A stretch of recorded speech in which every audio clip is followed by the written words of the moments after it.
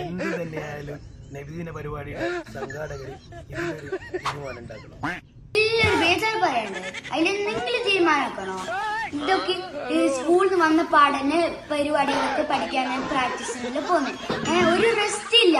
എന്നിട്ട് ഉമ്മാന്റെ വഴക്കേക്കുന്നത്, ഉസ്താന്റെ പഠിക്കാത്തതിന് വഴക്കേക്കുന്നത്, ഇതെല്ലാം കേൾക്കുന്ന നമ്മ. എന്നിട്ടോ പരിപാടിയിൽ പോയിട്ട് കിട്ടുന്നതോ നമ്മളെല്ലാം സഹിക്കുന്നത്. എനിക്ക് പരിപാടി പോയിട്ട് കിട്ടുന്ന സമ്മാനം ഈ ചട്ടി, ഇങ്ങനത്തെ പാത്രം, ഇതെല്ലാം എനിക്കെന്തിനി ഇതെല്ലാം ഇട്ട് വെക്കാനാ, ബുക്ക് പെണ്ണെല്ലാം.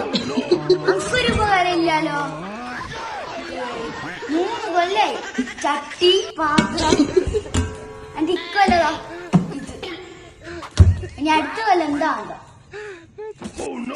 സങ്കടം കൊണ്ട് പറയും. അടുത്ത കൊല്ലെങ്കിലും ചട്ടി, ഇങ്ങനത്തെ ചട്ടിയും പാത്രം വേണ്ട. നമ്മളല്ലേ കാണാണ്ട് പഠിക്കുന്നതും പരിപാടികളിൽ അവതരിപ്പിക്കുന്നതും. നമുക്കൊരു അറ്റ്ലീസ്റ്റ് ഒരു ഡ്രോയിങ് ബുക്കെങ്കിലും തന്നൂടെ? എന്തിനാ ഇങ്ങനത്തെ ചട്ടിയും പാത്രം?